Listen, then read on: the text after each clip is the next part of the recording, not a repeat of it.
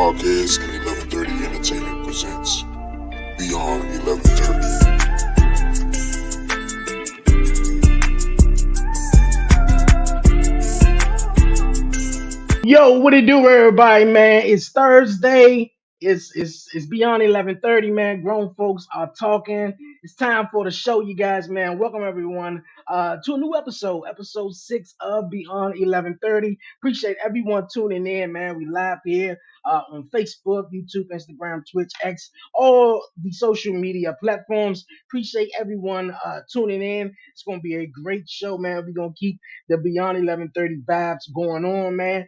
If you're new to the podcast and you haven't done so already, I gotta remind you guys, man, definitely hit that subscribe button down below. Like it, leave a comment, and share it, do all that great stuff. And don't forget to follow the 1130 podcast on all social media platforms. All right, now that's out the way, man. Another day in the books, man. It's been a long one, but I'm excited for Beyond 1130. Got the crew here with me, man, for real. Got the crew here with me. My guy Brian B, the host of the Beeline Entertainment, man. We always chatting it up, and of course, the wonderful Harley. We're gonna bring on Harley right now. Harley, what's going on with you? Hey, Dre. Hey, everybody. It is so good to be here. It's so dope. I think, we got 2 more episodes. Yes, we do. A year ago was my very first Beyond 1130 episode. So happy anniversary to me and Beyond 1130. Hey, congratulations! I appreciate you. This has definitely been an awesome season of Beyond 1130, man. Been having some amazing guests joining in, and of course, like I said, my guy Brian B, those are the Beeline Entertainment. What's going on, my guy? What's good, y'all? Check it out, man.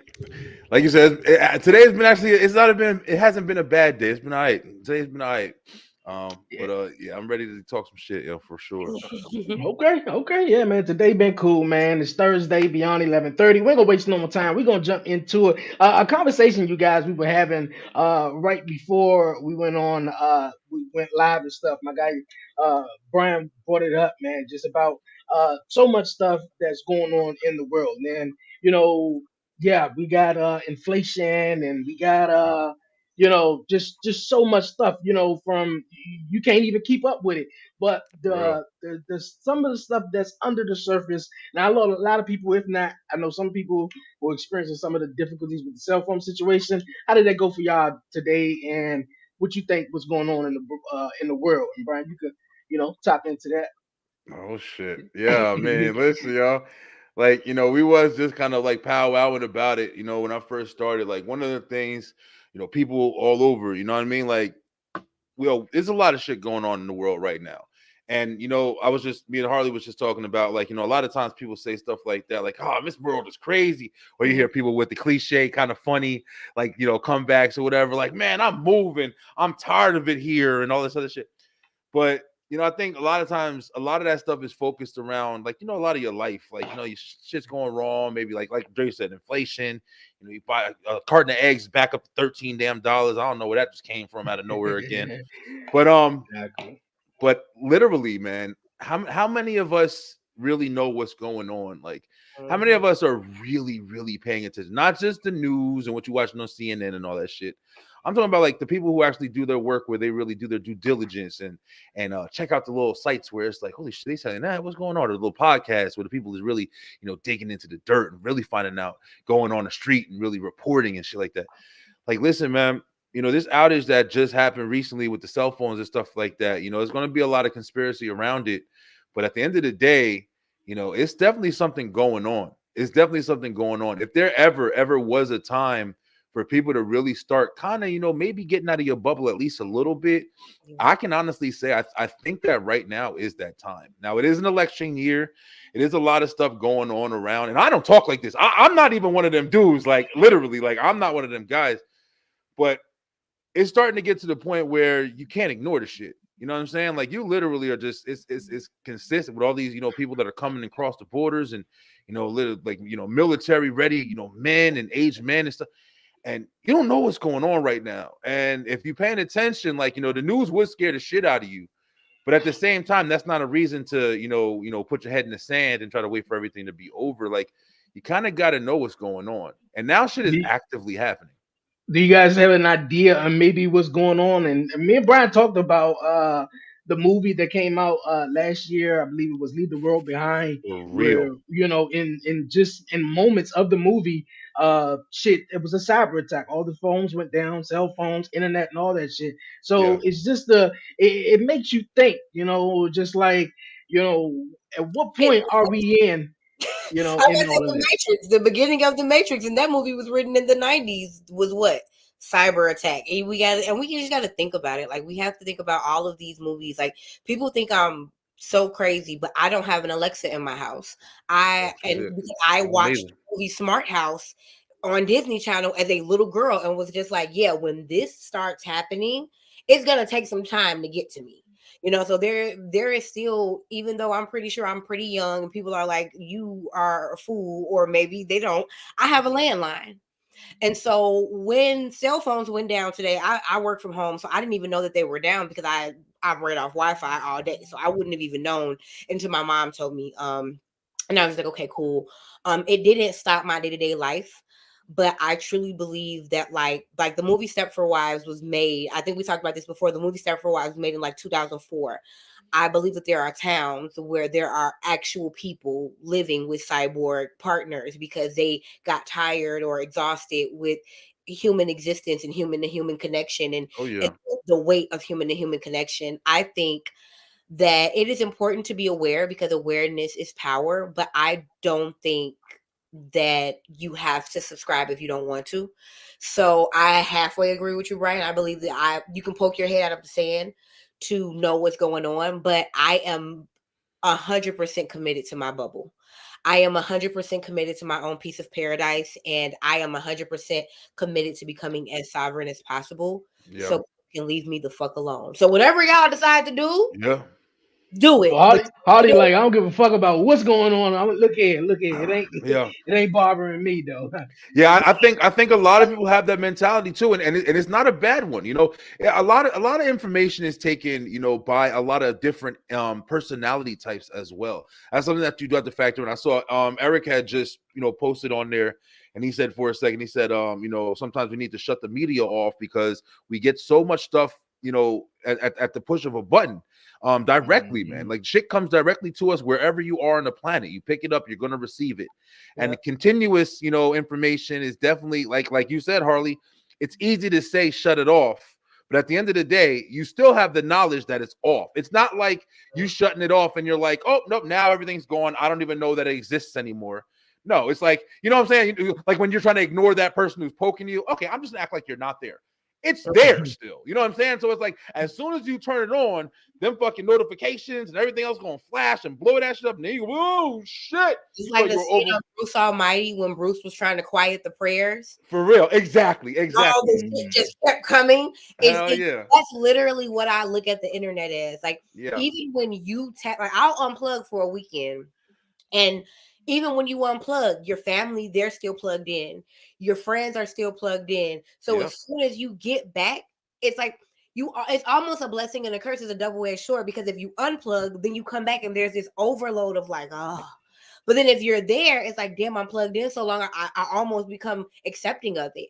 And so it's like you have to just you got to find your sweet spot. And I jokingly Balance. said to the fellas before we went on live, I'm like, that's why I indulge a lot and I don't have a lot of regrets, because if some shit go boom in the middle of my life, I'm gonna hit one of these and I know I'm on my way out. I'm good. Like, because we just never know. You don't have tomorrow. You just don't. Yeah. And Dre, like Yeah. you were saying, like, you were actually the one that told me about that, what the fuck is it? I always forget the Oh, name. the leave the world behind. Leave the world behind. You were the one who told me about that. And I don't know who knows this or if this is known information. I'm pretty sure it is. I know people say it. But that movie was actually written by the people that were in the Obama administration. To my Hmm. knowledge. So yeah, it's actually stuff gained from information from that. Let me say it like that. I think that's the better way to say it. But whatever, there's a connection, like you were saying. And one of the things that I heard about today, somebody was like describing, like, there's a lot of people talk shit. That's why I'm saying you can't just watch one thing and just, oh, I know everything. You got to listen to a lot of shit, and then you got to kind of Hmm. filter out and just decide what kind of makes sense for you, and then you do more studying if you want to go that deep. But at Mhm. the same time, like, somebody said hey, if an EMP goes off, EMP is a electronically modified pulse or some shit, something like that. Basically, an EMP attack or a cyber attack, what everybody's saying, or like something like that. It destroys electrical components. If I'm saying, I have no fucking idea. I'm just telling you best way I can explain it. An EMP attack destroys electrical components, like your cell phone device, stuff like that, or whatever is getting whatever, somebody correct me, whatever, I don't care. But it destroys it. So you can't even turn that bitch back on, even if you do. That's why a lot of people that think that solar panels and stuff like that are going to be sufficient, it's going to work, or whatever, it destroys that shit. So you can't even, there's a chance at least that you might not even be able to use that.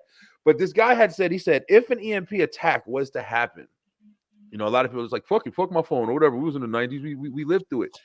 But the thing is, like we were just talking about, the world is so connected now that even things like airplanes, cars. I think the guy said it was 2,000 airplanes or commercial airplanes are in the skies now. That if there was some kind of like electrical modified attacks, whatever, they fall out the sky. That's death right there from above. That's instantly shit. Like you said, the electronic cars and different things of the crashes, it would instantly be devastation just in those areas. So that's why it's like, and I'm not trying to scare anybody or anything. I'm just trying to like, no, shit. If you ain't, like, if you don't know by now, then I don't know. All the time, don't take one. Like for me, like I don't take one point. Like even when I read books. So back when, because I'm a person who I like to touch my books. I have not gotten a Kindle, and I live by not getting a Kindle. I go to Barnes and Noble. Yeah. I will read a book, and then I will read the contrasting book. Because if you think that you're going to live in one plane of thought, in one like lane of consciousness without knowing their opposer, you are setting yourself up for like a one-dimensional life, first of all, and second of all, to like lose. So like if I read a book that is strongly to the left, I'm gonna next read a book that's strongly to the right and find myself in a place in the middle that works for me individually. Exactly. So I firmly agree with that. Up and his house, and if everything happens, at least I'm standing somewhere between crazy as fuck and sane as fuck that I feel comfortable with. Yeah, I agree with that wholeheartedly, because I think that that's the way that you have to take in information, and you can't allow people just to tell you what shit is without you figuring it out. A lot of times it's going to be people who are like smarter than you, in the area. A lot of times, you know what I'm saying? I don't know how to, even the stuff I'm talking about now. But I do know how to get the information that I'm getting, and I know how to deliver it the way that I can deliver it in a standpoint to where I'm like, I don't know, but I do know this. I don't know that, but I do know this. You know what I'm saying? I could put it together enough to understand the concept. And that's what I'm getting. And it's like, with all these, migrants and stuff like that are crossing the borders, and they're just being allowed to cross the borders. And, you're hearing this stuff now where they're saying there's like, Chinese fucking, militants that are actually active in the U.S. last 10, 5, 15 years, whatever. There's people literally shutting down schools, bus stations, fucking hotels to house these fucking, people that are coming and crossing the border just willingly. Like, it just police stations. The police stations in Chicago. Crazy, yo. That shit is crazy. Small villages of people from like Venezuela or somewhere, and then now they're at the point where they're paying people monthly to like house someone. I'm not about to house nobody that I don't know, whose language I don't speak.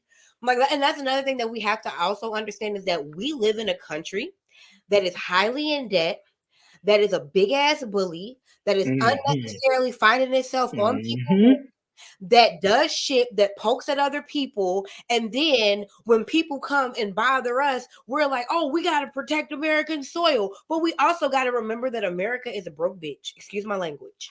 Hey, America's got a lot of shit with it, man. I don't know. She is a broke. I don't trust none of this shit no more, yo. And we got to understand that, like, one of the things that I heard and I stand by my whole life is like, believe none of what you hear and half of what you see. Like, your eyes are not even telling you the right shit. You truly trust. And that's the reason why, like, I believe everything and nothing. Like, I believe everything is possible, and I also am skeptical of everything that I hear, because it's just like great way to depict it, because that's how I said this shit on the show. Like, I can't remember, like, I can't remember what it was, but it made me say I don't believe shit. I still believe everything. Like, it's crazy. It's a crazy fucking mentality, because it's like you understand that anything is possible, but at the same time, if people bring it to you, you're like, I don't fucking believe that shit until I believe it. That's a great way to say it, man, because that really is how you have to be in this world where there's endless information, but no kind of like, concept grasping or like, rationalization. It's just shit that's thrown at you when you're forced to fucking understand it and compute it, but you can't really do that if you don't have all the information. So you're just forced to fucking concept and, opinionate all of the fucking information that you're thrown at. And then that's where everybody gets into their fucking bubbles and their situations. And that's actually the point of propaganda. They want you to process and opinionate. Exactly. I am emotionally charged by anything that happens in Hollywood. Two billionaires arguing has nothing to do with me because those people go to lunch tomorrow over a feud that we are emotionally invested in, and they don't give a fuck. Mike Epps and Shay, remember that shit right there? Yeah. Right. And then another thing, all the information they spewing out is nothing but bullshit. It's just the information, or I guess it's misinformation, or the miseducation or something like that. Just to throw stuff out there and to have you thinking that this is what it is, and actuality it really ain't. It's not. Like how you said, man. After seeing certain stuff and reading up on certain stuff, things I once believed in, I don't believe in no more. But it's like you can go but so far telling that to certain people, because it's like not everyone is going to sort of agree and get on that bandwagon. Like, man, look, shit is going to hit the fan, and you just like, well, hey, look here. All right. If you've never watched The Matrix, watch it for the first time, and if you've watched it already, rewatch it. Dimensions, The Matrix. Oh, yeah. If you go back and watch The Matrix now, already watched it, rewatch it. If you haven't watched it, watch it. Yeah, that's definitely a good. There's a lot of movies out there that if you kind of watch it now with another kind of understanding or a more mature understanding, like you definitely can see the signs, man. And it's not as like black and white as you would want it to be. Like even when we're talking about the Never Leave the World Behind movie, it's like everybody, it's a movie. There are a lot of people who still feel that way, and then there's a lot of people that's like, yeah, they telling us stuff. And they say it because like that's the thing to say. You know what I'm saying? Like I'm saying, a lot of people say shit because that's the thing to say. But people who actually see the movie and say, man, where are the comparisons of this in real life? And they really take time to digest it and figure shit out and look into it and say, wow, that happened. That is how it would happen if it really did happen. And then you start understanding the real fucking complex of the movie as well as reality. And that's where it starts to get kind of worrisome, bro, because it's like there is a lot of information that is put into making these movies. It's not like motherfuckers just, I had a dream today. No, motherfuckers do research. Motherfuckers travel. Life. Bro. My TikTok says, followers just said The Truman Show. That's another movie. I have always, so I'll tell y'all, after I watched that movie, I have always lived my life as if somebody is watching. When I wake up in the morning, I look like randomly up in the sky and I'm like, hey, good morning. I literally feel like there is something in somebody watching the bigger scheme of this, and I interact with them. I break the fourth wall all the time. Hey, listen. All the time. Hey. You never know, man. I will break the fourth wall all the time. Every chance that I get, I will look at the pretend camera. I will look out the window. If it's a bug too long on my windowsill, I'm like, hey, how you doing, CIA? Like I just, that is really how I feel. Hey. Just like the person said right here, most information is designed to dumb us down. So dumb us up, like you said, dumb us up. That's Jarrell. Jarrell cool as shit. What up, Jarrell? Yeah, he cool as shit. Okay, yeah, and you gotta believe half of what you sort of see now, and I also have what you read. Was connected to the I didn't know that either. Now I gotta watch. I heard about that. I heard about that. And the connections. What are the connections, Jarrell? Tell me. Okay. They be making like they got with movies, they have like this thing called fan theories or something like that or whatever. They do it with a lot of movies, and some of them really, really, really make a lot of sense. But and then there are some concepts that do get written together intentfully, like Easter eggs and stuff like that when you're watching like different films or games. And they put different pieces of information to make connections, just for fun sometimes, but sometimes it is like deeper meaning. Like one of the ones was like, if you look in the Saw movies, people were saying that Saw was tied into Home Alone. and they were saying Macaulay Culkin grew up because of all the crazy shit that he did with the kids in the house, or with the burglars in the house, and he grew up to have this complex. He got sick. He already hated his family. He had a lot of Plan. that shit was it made sense, yo. And I'm Have like, you holy shit. One of the more recent connections that I tried to Yo. make, That and I shit is haven't crazy, bro. publicly, is I don't know if you guys seen Lovecraft, but Jonathan Major's character Atticus at the end, the way he has the lightning bolt, I always say that's how he became King the Conqueror. Because you got to Okay. think about that character Atticus Freeman was a time hopper as well, and so then we meet King the Conqueror on Loki. And so it's like I just feel like those connections are just too streamlined for me not to like matter at some point or do something. Listen, hey, I never saw Lovecraft. I didn't watch it. Lovecraft I is still want to really check it good. out, but And they it's ended it too Yeah. fast. I I couldn't get had into it. Gucci Now. watch it with me. I didn't think he was gonna like it, and by the end of the series, he was bawling. And I don't ever see him emote like he is. If y'all shit. like last week, y'all saw how calm, cool, collected he is. He doesn't emote a lot. And when I looked over on the couch and he was crying, I was like, I want to suggest all people watch this show and everybody watch it because this man is the most stoic person.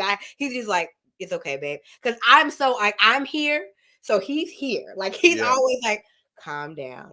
I'm the crazy one. But when I looked over and saw him crying, I was like, oh. But I love Lovecraft. It's a beautiful show. I'll just I'm check gonna it out. definitely check it out. I'm gonna definitely check it out. Okay, we're gonna dive into sort of our first topic here on the podcast. Holly was just talking about something that's a must see and something that most people has definitely been seeing and talking about literally over what the last week or so Yep. is this story that's been going on TikTok.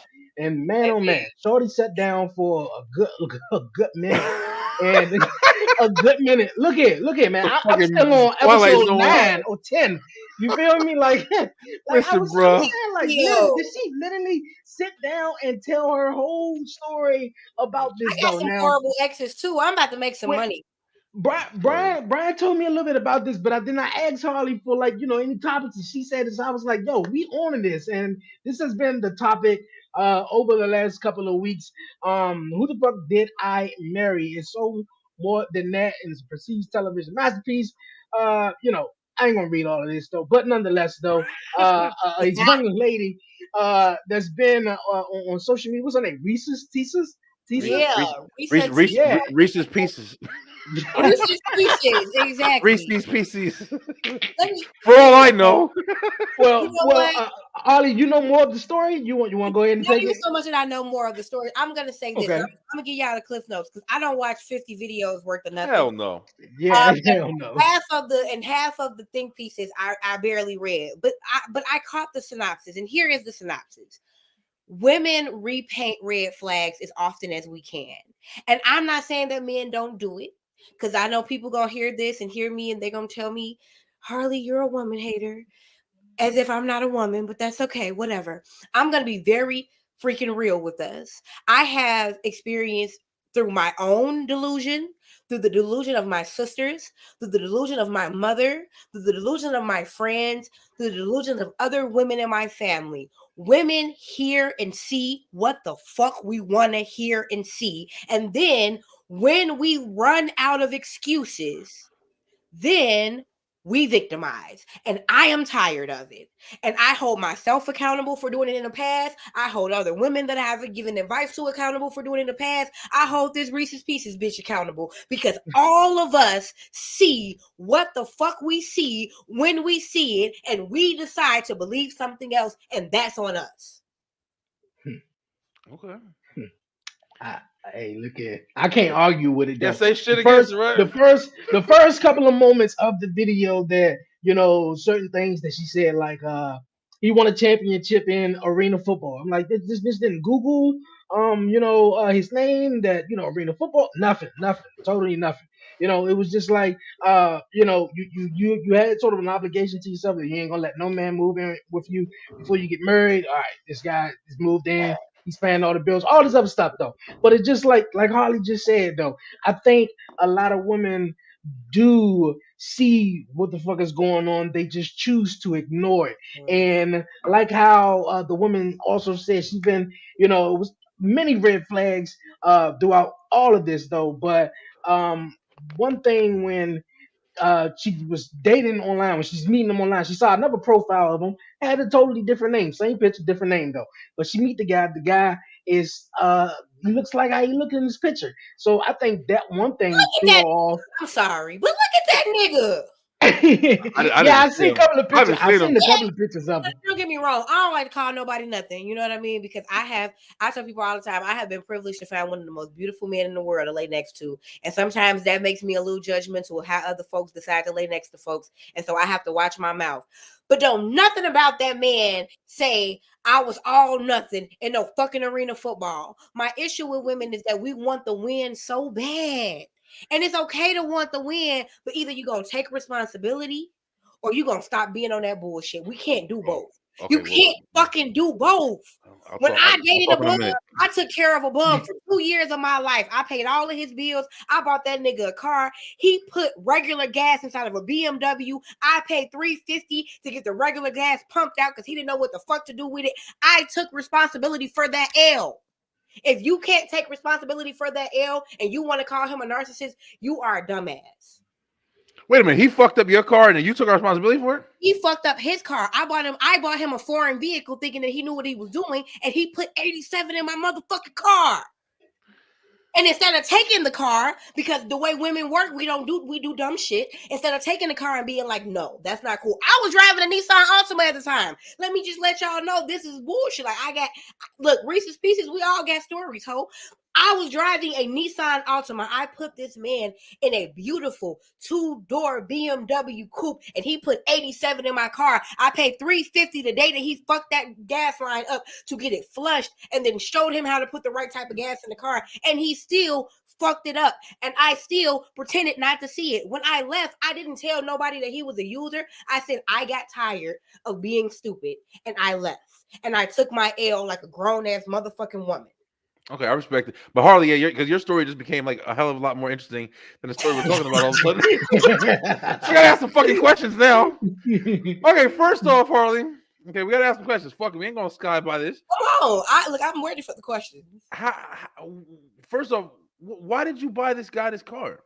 He didn't have a car. But okay. And in my mind, it made more sense to buy him a car than to be the woman driving him around. Or because this is how you do it. This is how we fuck our minds up. Like as women, like I can take responsibility now, right?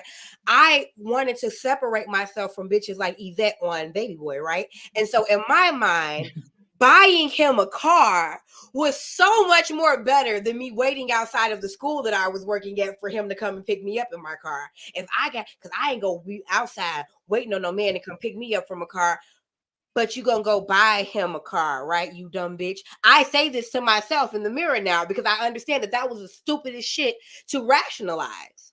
But in my mind, it made sense. I'm not gonna be like Yvette and Jody. I'm not gonna be standing outside like this, waiting on him to pick me up in the car. I'm gonna be cool with my car, and I'm gonna get him the kind of car that he wants. I thought the nigga was gonna pick a small, cute car. We go on a lot. The nigga pick a BMW coupe. It's a beautiful car. I can't even get mad at him. So I say, fuck it, let's go. Let's do this.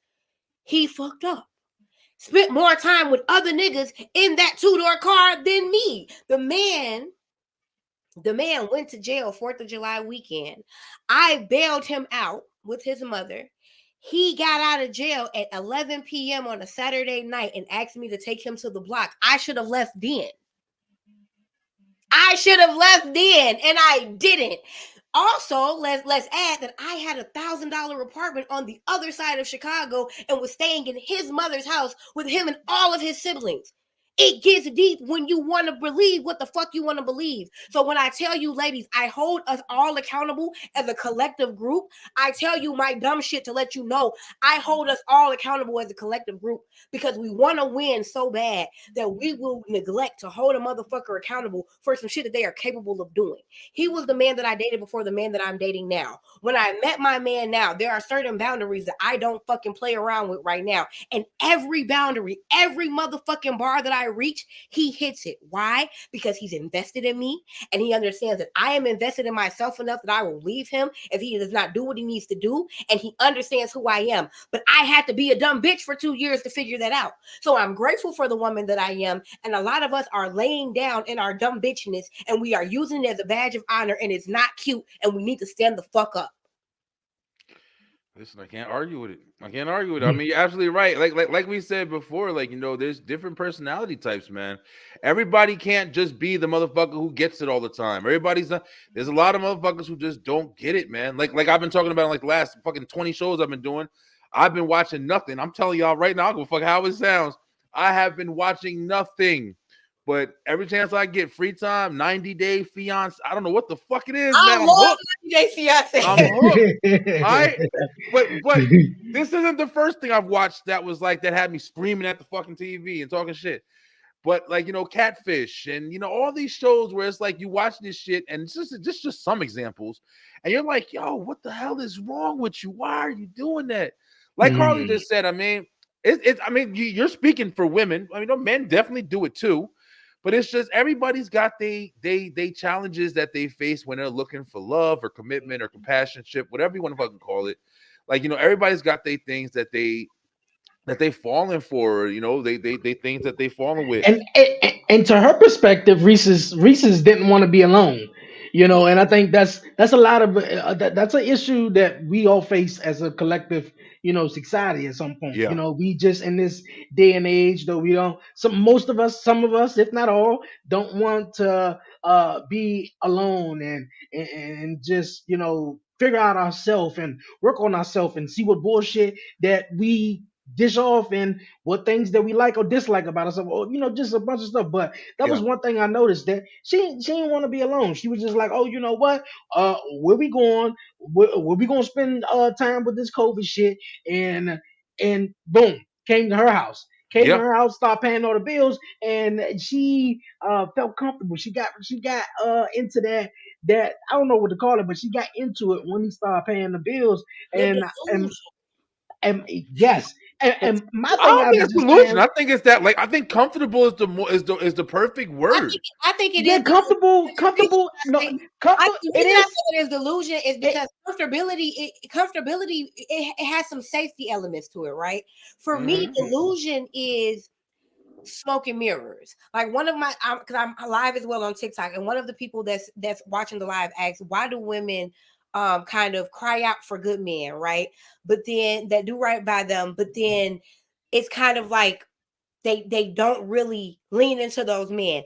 Every woman that takes the social media right now that talks about the low quality of men have at least 3 men in their inbox that are the quality of men that they want, but that man Yeah, is ignore that motherfucker. mhm.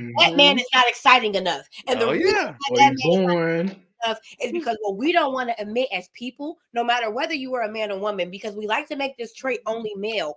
All people are predators, and all people like a chase. I don't care who you are, you like a chase. And I think the hot spot is to find a way to chase something that's good for you. Like I'm in a relationship that is seemingly healthy, but we still chase one another in a way that is healthy for us. I've even heard B talk about how him and Tip will get into it, but after getting into it, the sex is amazing, right? They do what Oh they yeah. need to do because that's part of the chase.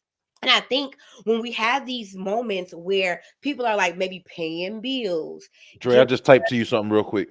My bad. Go ahead. Go ahead, Harvey.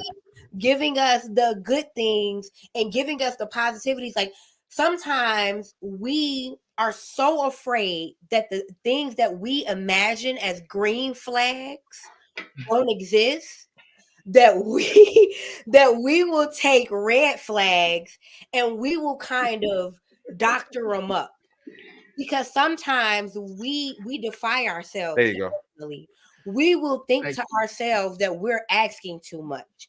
We will say to ourselves, the thing that I want does not exist. Like there was a time in my life that I was like, Yeah. there is not a excuse me, there is not a man in this world that is going to be okay having a monogamous heterosexual relationship with me, knowing that I like women. I had it in my head that I had to settle for cheating, I had to settle for lying, I had to settle for bullshit because I could not meet a man that I could look at and say, hey, this is what I like. And then I met that man and I was like, oh, you just have to speak what you want in this life for real. and really believe it. Like, that's one of the things that the Matrix retaught me, but I just felt it in my life. Like I've always been a person that my mom tells me, Harley, you have childlike faith, even as a 32-year-old woman. Like I truly wake up every day and believe that my life is going to be the best life for me. And I think life itself looks at me like we got to give this bitch good outcomes, because she really doesn't wake up and think of the worst case. And a lot of us, we hope for the best, but we sit really deep mentally into the worst. And I think that young lady believed that the worst is being alone. And so because she believed the worst was being alone, she kept overlooking things that were very clearly not true, like catfish, like you were talking about, Brian. These people that think they Bow Wow and think the biggest celebrity. That shit was crazy. Katy Perry. There was a whole bunch of them motherfuckers. The Bow Wow episode was what. Now the Bow Wow, the Bow Wow one that got me though. I was like, really. It came back, Dre. Swipe that motherfucker. It's trying to fight you. It want its camera time so bad. Yeah, it does. It's just like a little piece. But I think stuck on there. It'll be all right.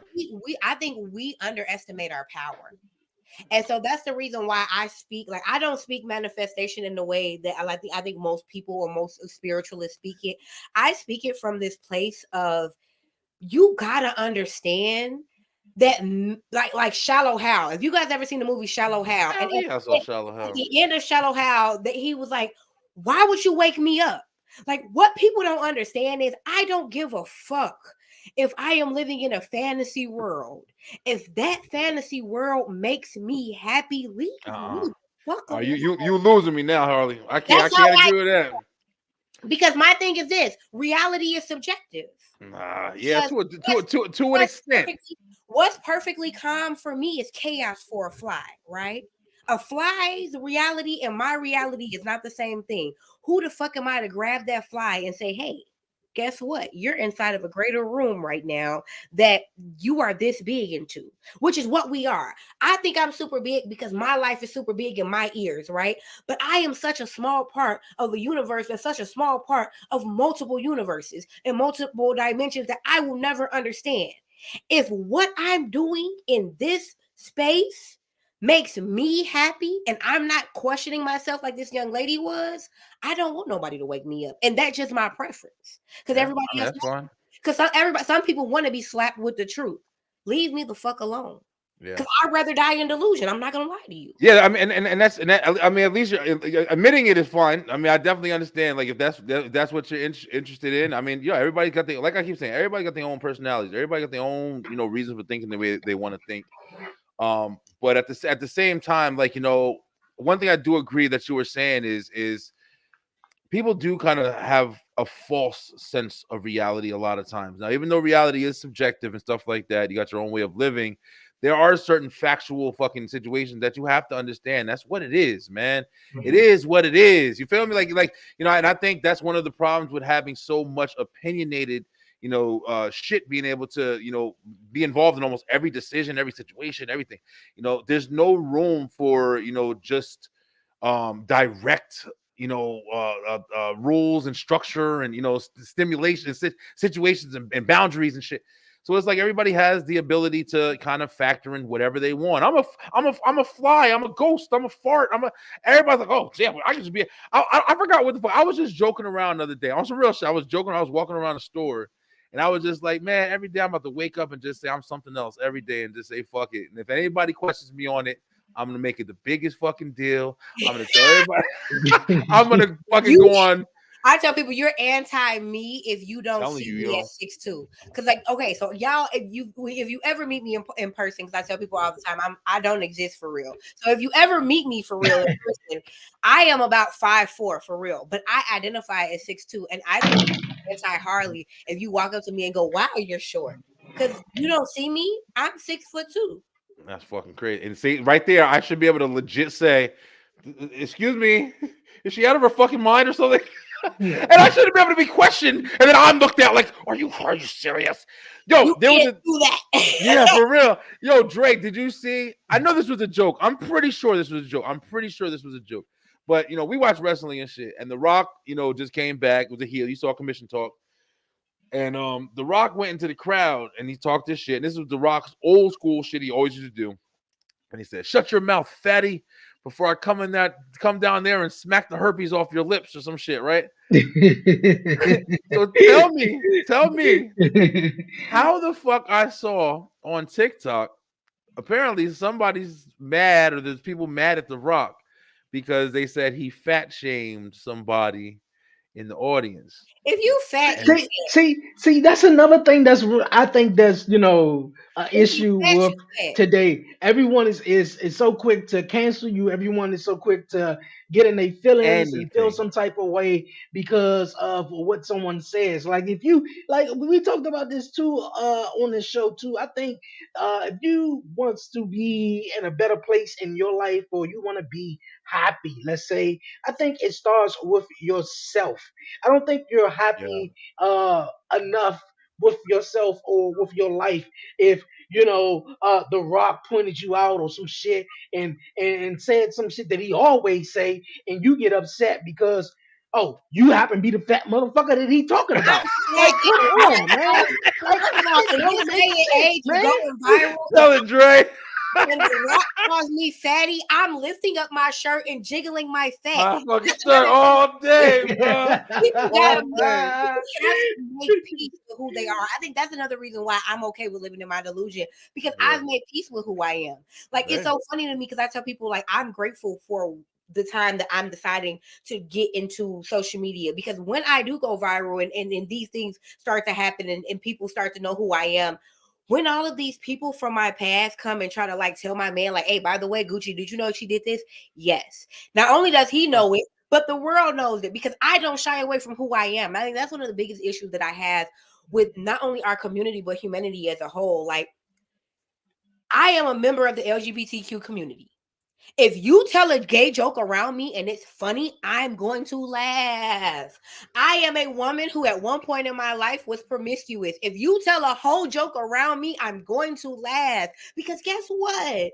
By the definitions of those words, I stood under those categories. And Yeah. what's so beautiful is I bust those categories out of the park, because people say, "Hey, hoes can't have husbands." Guess what? I'm about to get married in a year. People say, "Guess what? Hoes can't be moms." Guess what? I love the fuck out of my stepkids, and I've been keeping them alive for the last 5 years, along with their mothers.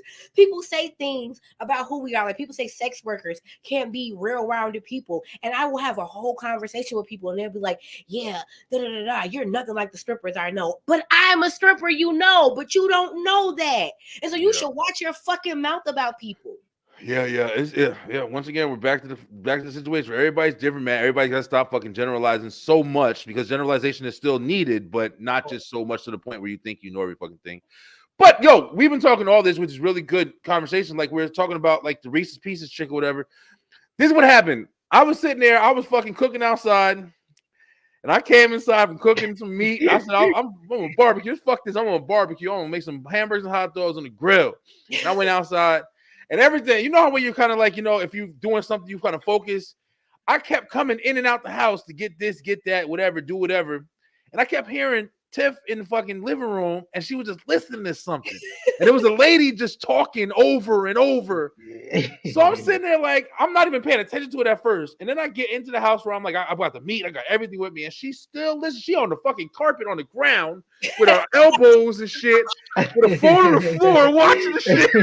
I'm like, yo, what the fuck you watching? Activated, yo. But she made $18,000 doing that. So I'm about to set up a camera. Look here. I heard about, somebody mentioned something on TikTok earlier where I saw where it's like now before I say that, now a part of me when I saw the story, I was like, man, I think this bitch made this up. I think she real life wrote this whole story out and sat in her You car, can't drove make it, and certain just shit made up, it up. Trey. Now I know you can't though, but damn it, like You shit, can embellish though. You can Yeah, you embellish. can jazz it up. I tell Yeah. people all the time, if you hear a story from me 9 times out of 10, I've jazzed some parts of it up, because that's human. I feel like that's human nature. And at the end of the day, in this day and age, Like I said, she made $86,000. I'm finna take this BMW story and we finna stretch this, baby. There you go. I mean, let's just be honest. Like, it's really, if we're gonna continue to exist in a capitalist society, there are two things that we gotta stop being confused about. We mentioned this last week. We gotta stop thinking that people that acquire that much wealth in a capitalist society are not monsters. So stop gasping when you find out that your faves are going through it. And then also, we just gotta understand that like bullshit is bullshit, no matter how much money is put into it or out of it. And if that's the case, then if you're gonna get paid for something, you might as well get paid for your truth. There's a lot of us sitting on stories trying to thug some shit out that we could put a camera on our face for and make the next year of our motherfucking bills off of just letting people know our business. Shit, I wish. There's a lot of chance, opportunity, and luck that come with that shit. Let me tell you something. We in a world of motherfuckers. I've been on this motherfucker for 5 years, and I ain't know. I've gotten a couple places, but you are right. But at the same time, I think that's one of the problems with non-authenticity or whatever. You know what I'm saying? Like, if motherfuckers come out here, you can't tell who's saying what. You don't really know what to believe, and then just some crazy random shit just catches the fuck on someday. It's chance, bro. I don't think it's. There's some people who are crazy talented, and then there's some people who go fucking viral for look how easy it is to do this shit. Like the black kid. Yeah, that shit or whatever. And he's fucking millionaire. He's in boxing, videos. And bro, there's no reasoning with this shit. You know what I'm saying? It's just chance. This chick, we picked up her story. Somebody watched it and said, oh, blah, blah, blah. She didn't even know. She just got in there, run her fucking mouth. And listen, if you're watching all 50 videos, you motherfuckers need to check yourselves into a clinic. I ain't never hear somebody fucking run their mouth for 50 videos. That's another thing too. We love to indulge ourselves in other people's stories. Bullshit. Bullshit or what's going on. Ourselves that deep in other people's lives is because we're not focused on our own life. Because a lot of people that like call me to talk to me about celebrity bullshit, I'll be like in the middle of crocheting and I'll be like, bro, I don't give a fuck. Like even when I'm watching like 90 Day Fiance. I was gonna say I watch 90 Day Fiance all the time. I'm talking shit. I'm gonna have to go turn it on when I'm done. I'll talk shit about it all day. But like the intrusive questions that Gucci will ask me about them, I'm like, babe, I don't know this much about their life. Like, I just like arguing, yo. I like arguing with the TV. Money, they do this. I'm like, baby, I don't know. I watched the episode. I have my opinion on the isolated event, and I move on. Yeah. That's another thing for me. It's like I'm not as invested as I realize that the world around me is. Yeah. That's another thing. And I'm not trying to save face. I'm not saying that I don't get lost in some bullshit, like everybody. But I'm just saying, like, there's certain people that sit here and will invest in it. And I think that's where it's like, it's just too much, man. It's just too much. You sit there, watching this lady, and you hear her story, and there's some people who can relate, and there's some people who can, like, just they interested in the story. You want to talk about it. Sometimes I watch shit. I've said this before. I think we were talking wrestling, everything. There's times where I watch shit or do shit just to hate it. Like there's videos I watch on TikTok, and I'm sitting there like, I fucking hate it. Watch what he said. I'm over here searching this fucking board. I can't wait till he said things. I'm gonna fucking hate it when I do that shit. I ain't gonna lie. I do that shit. And it's just, I don't know. Is it entertaining? Yeah, it's entertaining me. I do it. There's this chick on TikTok. I watched this chick on TikTok, this small little girl, and she talks shit, mad shit all day, like a New York chick, and a little Spanish chick. And this girl make fucking videos in her car driving every day, fucking driving, making TikTok. And I get so mad because I'm like, yo, stop making fucking, you're going to murder somebody. You're already fucking 4-0. You're going to murder somebody making TikToks and shit. It's been the stupidest story that their whole family got to tell for the rest of their fucking life. How'd you die, John? Oh, this bitch is making a TikTok on the highway. And I'm sitting here like, and I watch her to hate it. I watch her just to hate it. And I even commented her one time. Like, there are going to be people that constantly, like when we think about like murder mysteries, they're going to always be copycats that are going to recreate. Unplug that heater for me, baby. That are going to recreate things because of what you just said. Because there are people who live to hate certain opinions. They live to create certain realities. And as long as somebody knows, like for instance, that Miss Netta and Charles situation, Miss Netta knows that people live to tell her how bad her acne is or how much she looks. Oh, y'all talking about that? You talking about that lady that cooked for her man? Oh, she what I you don't know said. Yeah. I don't know if she is a trans woman or not, and so I don't want to disrespect anybody. But Mrs. Netta is a woman who appears to be a trans woman, and she looks just like Bill Cosby. She looks just like Bill Cosby. I think I do know what you're talking about. She whipping the work in the kitchen, and then she got this really slow looking dude. No offense, Charles, that comes in her life in every live that she makes. She goes, Charles, your whatever insert meal is ready, and he walk up and he take a bite with his slow ass, and he go, and It's good. and these motherfuckers are making billions of dollars. Fucking monsters are getting credit. Because people are making, that's what I'm saying, but people are making fun of her acne. I just like talking shit, yo. People are assuming that she still has a penis. People are calling him slow because he look a few quarters short of a 6-piece. You know, and people enjoy things they hate. And that's one of the things I tell people, like, I have a platform built on love. I never get upset at the fact that my numbers don't do what I feel like hatred and beef does, because I don't want to hate. But nobody want to watch me tell people how worthy they are yet. When people get tired of hating, I know I'm gonna get my time. And like you said, B, it's a game of chance, and you got to stand on your product enough to be happy about your game of chance. I have thousands of videos. Hi, beautiful. I have thousands of videos of me telling people how worthy they are, and they're not ready to hear that right now because they are enjoying the hate fest. When they are tired of the hate fest, my content is gonna get all the love, and I am patient enough that I can wait for it. Let me tell you something. I already say to my fucking shit. I say all the time at this point with TMZ and just some of the stories that the people are coming out with. It's not even stories anymore. I can't remember the last time I said this, but you literally just got stupid topics where people deliberately trying to make people, like, you know, pick a side and form a group and argue and bitch and moan. And I'm over it, bro. Like, there's a lot of stuff that I don't really partake in. Like I said, that's why I think I've been so just kind of tied into like the real shit that's going on, or at least trying to figure out the real shit that's going on. I don't care about a lot of stuff anymore, man. That's even this. I'm not gonna lie, I keep saying it, bro. Even this, even doing the show, I love my show. Y'all see, I'm highly invested. 5 fucking years, but I'm starting to really question if I want to continue doing the social media thing like that anymore. I just don't know if I want to be a part of this shit like that anymore. It's really coming out. I'm still gonna be here, I'm pretty sure, but I am questioning shit, and I never thought it would come this early. I think it comes, and I think it also comes with age. Like I watched like my family, like my mother and my aunties, be super invested, and then I watched one day that the conversation shifted in those households, and then we picked up the conversation, right? Me, my sisters, my cousins, and then one day, like I turned 30, and I was just like, I really don't care. Like that's one of them pivotal ages. 30, you're like, stop caring, yo. I can't wait for 40 because I feel like by 40, it's gonna rip my fucking. Oh, baby, let me tell you something. Every time you make one of the milestone ages, it's gonna kick in. That's probably why my shit changed. I'm 37 this year, and I'm like, I don't know. I'm getting closer to that point where I'm just like, a lot of shit is just decreasing. My kids are getting older. I'm like, I just don't got patience for shit. No, like that's one thing. My patience are fucking diminishing at this point. Like by the day. I started understanding why older people just let shit fly out their mouth.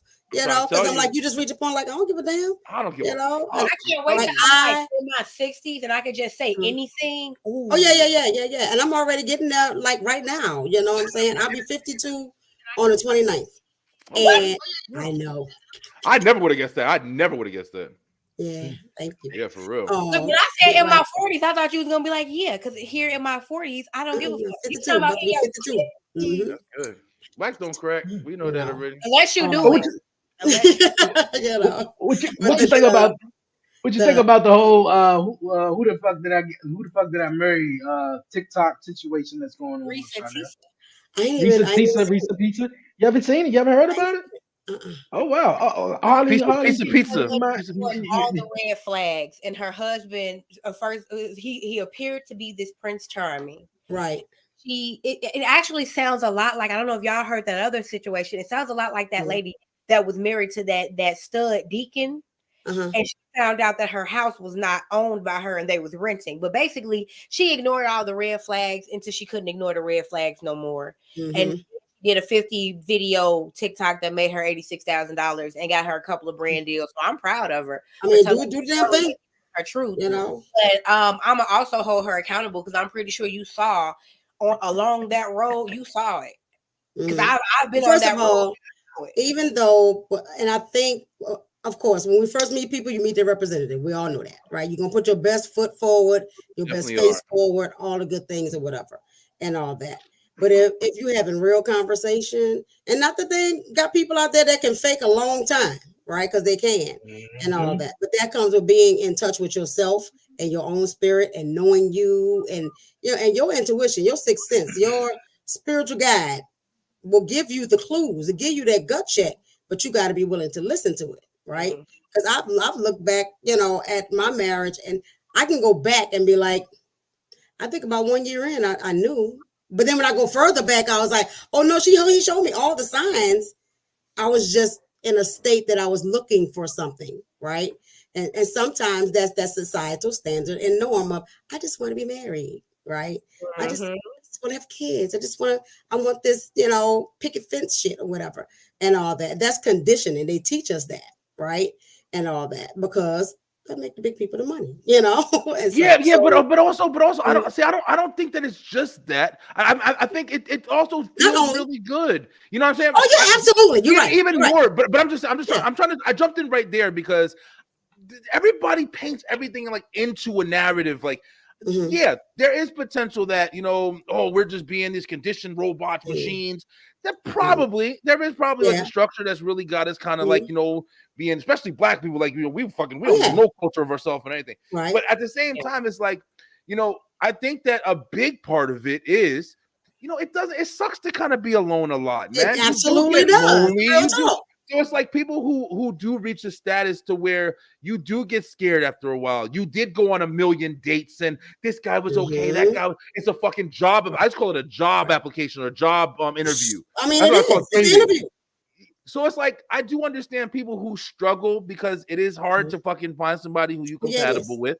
It's a real difficult situation. But at the same time, it's like, the people who are doing this shit, you do have to understand, just like you came in and said, like, you meeting a representative. Everybody don't have that sensibility to say, man, listen, I tell my son all the time, and this is my son. He's 12 going on 13 next month. And I tell him, and I'm like, James, listen, right now, how you are, he's one of them type of people, the motherfuckers that you talk to and they get real close in your face and talk to you, hey, buddy, how you doing? And you're like, damn, aren't you fucking like, bro, calm down, like, you're too close. But they don't have that kind of like rationalization of like, maybe I'm too close to him. Yeah, I don't understand. Motherfuckers like that, yo. Because I don't understand it. I was gonna say that, like, I don't There's even people like that. I don't even understand the loneliness. Like, it took me to be in social media and plugged into the world to understand this idea of loneliness, because I live a very privileged life. I'm the youngest of 6 kids, and my mother, because of the way she almost died having me, my mother gave me so much love that when I escaped from her house, I was running away from love, trying to find solitude. And because of I feel like because of the foundation of that, I have always dealt with people that wanted to shower me with love. So for a very long time, I used to get angry with women. Like, it's not that hard to be by yourself. Like, bitch, love yourself. It is when you don't love the inside, right? Because if you're neglected, if you don't get your needs met. Right, I feel that way because I have such a full cup, and I didn't understand that there are people in this world that have very empty cups. Empty cups. Yeah. I come from a life where I desire solitude because I have a mom that, like, if I walk up a step, it's like, yay, Harley, oh my God. So I thought that's what the whole world was. So when everybody was like, I just want to be loved, I'm like, why the fuck are you begging people outside of your house to love you? Because mama didn't do it. Daddy didn't do it. Beautiful. Sister, but I didn't understand that I'm privileged, because when you are born poor and you're raised poor, you don't believe that privilege is capable for you. And even in all the poverty that I was raised in, I was very privileged because I had a mother who loved me in a way that made me feel like I could do anything in this world. And a lot That's of the people value. don't have that. So they will accept anything because they don't have those things in their cup. I didn't even know that. And it makes me give them more grace because I used to be a tough ass. Like, girl, get over it. Walk it off.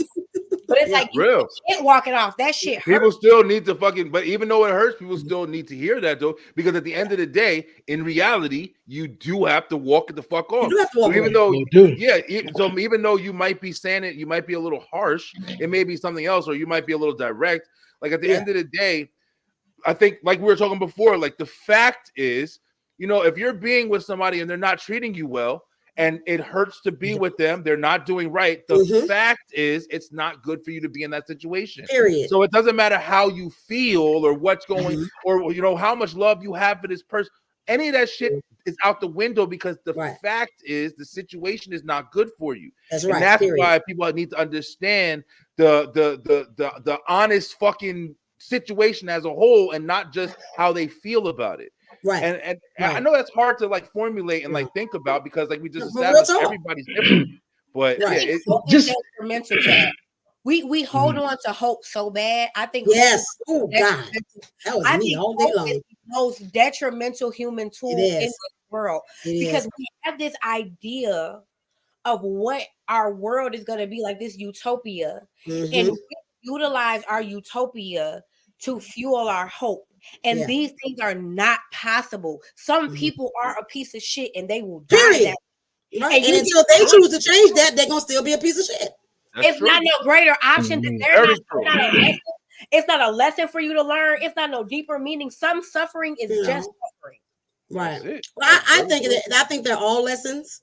You just gotta choose to take the lesson now. Yeah, that's If true you too. stay in it, then how you gonna learn the Everything's lesson? a lesson. Yeah, everything's a lesson. Everything's a lesson. Anything you do, you doing it, and you like, man, you can learn from anything. I laugh about it, but that movie, fucking the Karate Kid with Jackie Chan, and he was over there teaching them the wax on and wax off is always definitely going to be one. But when Jackie Chan was like, pick your coat up off the floor, put it on the rack, and you sit there watching them, and you see them fucking put it all together. It's crazy, but it's like that's a lesson in life. It's like everything you all the things do. are the foundation to build up to what you really need and what you really want, and that's how I even feel about even dating in itself. Like the first person you meet, the 7th person, the 15th person you meet might not be your forever person. Like relationships are transitional, like they're temporary, and so you know you don't know the time limit for them, but whatever is there to teach you is supposed to make you a better person. And whatever they're going through, whoever your person is, should be taking their lessons. And then when the two shall meet, they two shall meet, right? But you still have to be in a position where I love myself enough to walk away. Yeah, you know, when I'm not. I hate when people tell me, I hope you and Gucci never break up. That'll break my heart. I tell them, calm down. It'll break my heart too, but you got to calm down, because if we transition from each other's life, I promise you, the end of us won't be the end of me.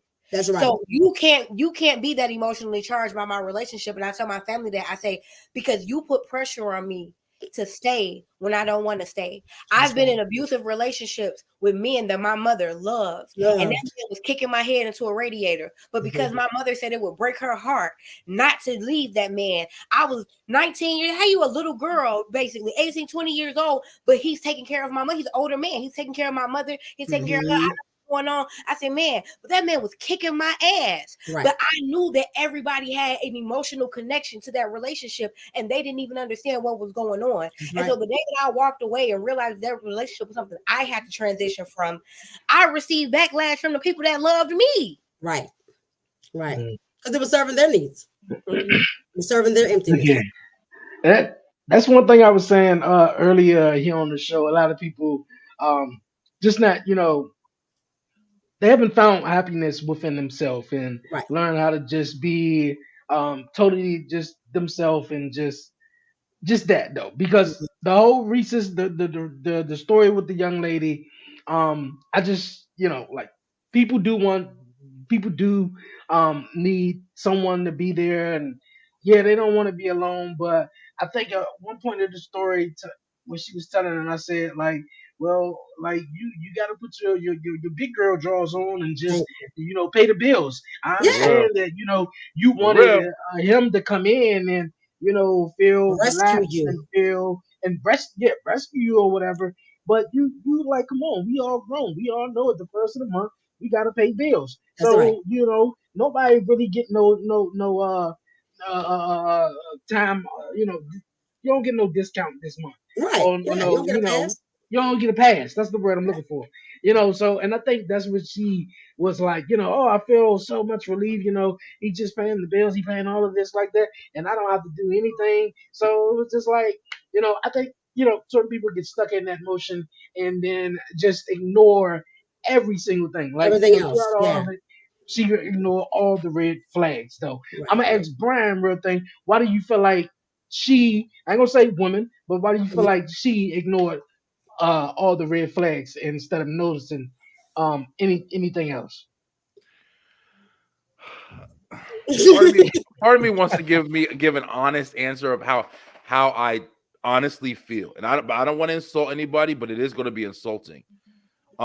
Just say what you feel. This gonna and be fucked up. let them deal with their own feelings. This gonna be fucked up. I'm just letting y'all know. I'm just clarifying it. Okay. I personally feel, and take it however y'all want, that people who are less attractive, I'm not gonna even say ugly, because that's subjective. It is subjective, whatever. It is, right. But I feel like people who are less attractive, or at least feel like they're less attractive, I feel like they choose to put up with more because they feel like their options are less as well. And this is from not just like, oh, I'm the best looking person in the world. No, I'm not saying anything like that. I'm just saying that, whether it be like bigger women, bigger men, even with the 90-day fiance shit, it's kind of like research, man. I'm not gonna lie. I'm noticing there's a lot. There are some that's weird situations where it's like, really good looking. I'm like, damn, this guy was a model, and he's over here, but his mentality is weird as fuck. And everything kind of fits into different areas. But it's like, and I'm not saying that Reese's Pieces is the best looking chick in the world or she's the ugliest person on the planet. But what I am saying is, in my opinion, she fits the narrative in a way of somebody who maybe it's not as easy for her to get into relationships as it may be for somebody who is a little bit different, who is a little bit maybe, in a different standard, or looked at in a different standard. Beyonce is probably going to be able to break up with somebody a little bit easier on the strength of, hey, I know I got options, motherfucker. I can quit a job because I know I'm the top mother. You know what I'm saying? Like, it's the same shit. Pretty privilege is a thing, and I didn't realize, real shit. First of all, I didn't realize it was a thing, and because I had not yet learned my value, I didn't realize that I had it until I walked into a club with one of my friends that was not by societal standards. Yeah. Prettier. Traditionally. And I watched the way I got treated at the door, and I watched the way my friend got treated at the door. Yeah. And it made me realize, first of all, it made me kind of check myself for calling myself out of my name, because I didn't realize how pretty I was, and I started to learn that I'm gorgeous. But then I also realized that, like, when the world sees you as more attractive and more palatable visually, it's a true shit. It's a whole different experience. If I drop something or break something, oh, it's okay. Let somebody twice my size, but your big ass, why would you drop that? And it's like, I watch people mistreat people that look opposite of what I look like, and it makes it weird, because then what people don't talk about is like the dark side of pretty privilege, because then people where they don't want to know who I am. They just be involved. That's true too. Especially being a sex worker, like they just want to be involved. I'm a fantasy to a lot, of people. Oh, she's a dancer and she's a teacher. So they fetishize you shit out of her, and it's like, you don't even know me. Yeah, I feel that. Like, wait. Listen, there's a lot of it, but it is because you're right, yo. That trophy wife situation status, it's a lot of things. Like it is a pros and the cons of the shit. You know what I mean? For men and women, you know what I'm saying? Yeah, absolutely. You get classified as like this person who is literally trying to fucking. I'm sorry. Nah, you good. But you literally get classified as this person who, you're just pretty. You know what I'm saying? Like, you get that shit too. I'm not saying I got it. I was attractive motherfucker. And like Harley said, like, it was times where it's like, as I got older, it was weird for me, because when I was younger, I had my first girlfriend in like first grade, Kelly Connolly, bro. I'll never forget it. All right. And Now it's we time for- always, you know, and I was the only motherfucker, little fat, little chubby, little black kid, and I was in there, you know, getting play. But then as I started getting older, like my looks, I guess, started maturing, and I started like working out, and I was doing shit. So it's like I wasn't really never paying attention, like, oh, girls are really interested in me and shit. Like, I used to love women and stuff. So it's like I never really paid attention to it. But it is a different kind of like, you know, approach or like, you know, kind of respect that you get when you are taken as like, oh wow, they're good looking, or he's good looking, she's good looking, especially for like a pretty girl. You forget about it. Guys just fucking do any, pay your rent, pay your bills, every fucking thing. And so it's like when it comes to this situation, like we're kind of, you know, getting lost. But when it comes to her situation, I feel like she chose to ignore what she chose to ignore until she couldn't choose to ignore it anymore. We don't even know the other guy's side of the story. Right. So everything she's fucking feeding us is just her version. I saw one video where it was like she, you know, came up with all of this and said all of this because she cheated on him. You know, that was just from one video I saw. I don't know. Who knows? But hey, who knows? Always two sides of a story, man. Definitely is. I'm waiting for his though. Yeah, I'm waiting for his though. Please don't come out with 50 parts though. Please. Right.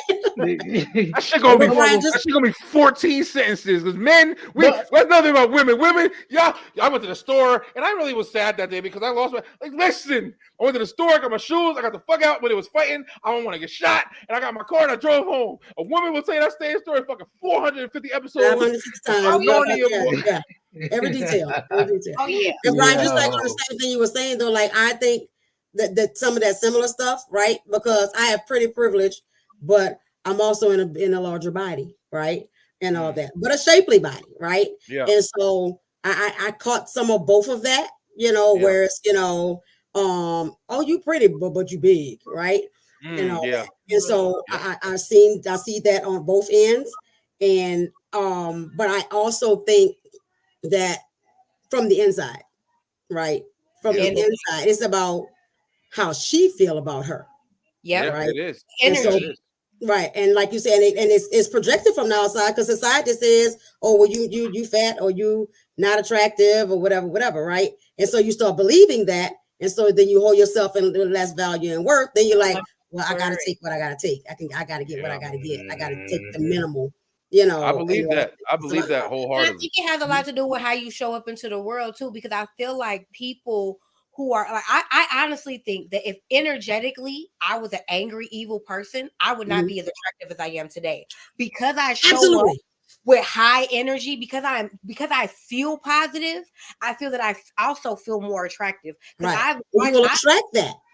Yeah, like I've seen people who are very like beautiful women. Oh my God. I've dated some beautiful women, and as soon as she opened her mouth, I was like, you are hideous. Yeah. But see, they gotta open their mouth for you to know. That's the shit, though. Like, you know what I'm saying? Like, because you're absolutely right. But the thing about, I don't even know how to call it. The only way I usually compare it when I have these conversations is when you compare it to like a car. Because the car is the easiest thing to say. You see a beautiful red or blue, whatever's your favorite color. You see a beautiful, clean, nice, brand new car, got the brand new car smell. And then all of a sudden you turn the key to that bitch and it says, and you're like, what the fuck is that? It means nothing now. It means nothing. You ain't shit. Because that's it. It can be that fast. It can be that fast. I've dated my whole life because I am very visually motivated. I have dated some beautiful disasters in my life. Hell, I love my man, but at the beginning, he was a beautiful disaster. The only difference between him and every other mistake that I've dated is that we both looked in the mirror and was like, okay, we need to fix this shit. And you like me. And we figure this shit out, because if this shit that exists right now doesn't work, like I was hard-headed, I was stubborn, I was first of all, there are two types of people you don't ever want to date, and we both started dating each other: drug dealers and strippers, because those people make money so fast they don't give a fuck about you. Ooh. And when those two personas started to date, we tried to leave each other so many times, even though we were so cool, because we were like, I really don't need shit in life. Like the person who can go into your place of business and walk out of there with 4 to 5 figures, capitalist society, you have a different mindset. And other thing, lady, if that young lady if she was looked the same way she looked, Right. but paid, that man would have got rotated out fast. Right. That's true. Yeah. But Very money and the ability to be able to sit back and chill Yeah. on your life, like Dre said, Yeah. motivate you. Some people are living with liars and bullshitters just because they paying Just because they the lifestyle. Yeah, I'll money deal is with what I another, gotta it is deal another with. aspect. It is Yeah. another aspect. It's whatever you're bringing to the table that somebody is choosing is going to benefit them, whether it be the women who just like to have, or the women or the men. Let me say both. It's both, yo. Mhm. The women or the men that sit out here and they just like to sit on the couch and just let their wife go to work and pay all the bills. And what does he do? He fucks her good, so she's satisfied Right. with Exactly. Right. It Right. works for them and It it hurts for depends them. on what the Nothing like need is. It Hey, depends on what nothing the need like is. broke.